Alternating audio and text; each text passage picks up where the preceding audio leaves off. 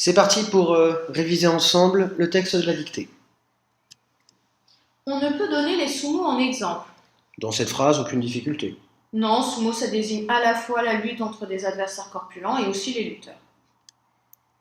Ces Poussa Maos paraissent nourris de plus de Sindou que de sushi. Poussa Maus, tu peux m'expliquer? Le Poussa, ça vient du chinois, ça désigne un Bouddha, et donc par extension un gros homme qui a du ventre, qui est petit. Et Maos, c'est un mot familier qui signifie gros. D'accord, et donc Maus, on l'accepte avec ou sans le H. Tout à fait. Nous leur préférons les athlètes affûtés, à la silhouette fusiforme, au ventre plat, aux muscles saillants. Donc là, affûté, on peut accepter avec ou sans l'accent circonflexe sur le U. Oui, parce qu'avec l'accent circonflexe, c'est l'orthographe traditionnelle, et sans l'accent circonflexe, c'est la réforme de 1992. Ils se sont donné bien du mal, et ils se sont même condamnés à la 16. L'assiette au beurre est un vieux calembour et une antinomie pour obtenir ces corps de règle. Ou alors là, va falloir que tu m'expliques, parce que moi, l'accord du participe passé avec les verbes transitifs, j'ai du mal. Alors en fait, ils se sont donné bien du mal. Mal et COD, il est placé après le participe passé, après l'auxiliaire, donc on ne fait pas d'accord.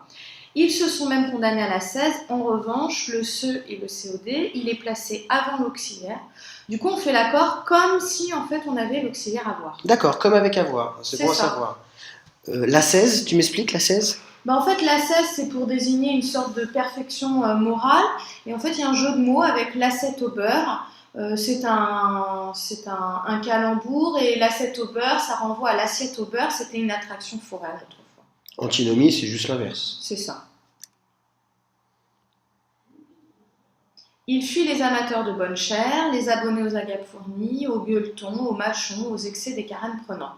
Alors, de bonne chair, j'aurais pas du tout écrit ça comme ça. Et chair, ça vient du latin cara qui désigne le visage. Du coup, faire bonne chair, c'est à la fois faire bonne figure, être accueillant et par extension partager un bon repas. Les agapes fournies? Les agapes, il faut faire attention, c'est un nom qui est au féminin pluriel. Du coup, fourni, il va falloir mettre un ES à la fin. Et ça désigne un repas copieux, joyeux, qui est pris entre des amis. Par contre, Machon, je connais. Je crois que c'est des petits restaurants dans la banlieue de Lyon. Et carême prenant, tu peux m'expliquer? Le carême prenant, c'est un nom composé, c'est pour ça qu'il y a un tiret.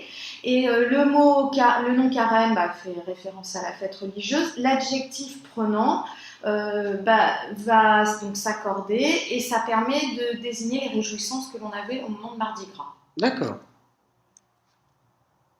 Ils ne lésinent sur aucun frais d'entretien, de raffermissement et de rajeunissement de leur capital de chair et d'os. Alors là, je suis très étonné sur aucun.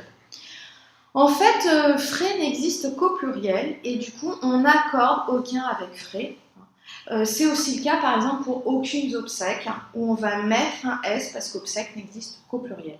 C'est une particularité de la langue française. D'accord, merci. Bah écoute, je me sens prêt pour cette dictée. Eh ben, on y va.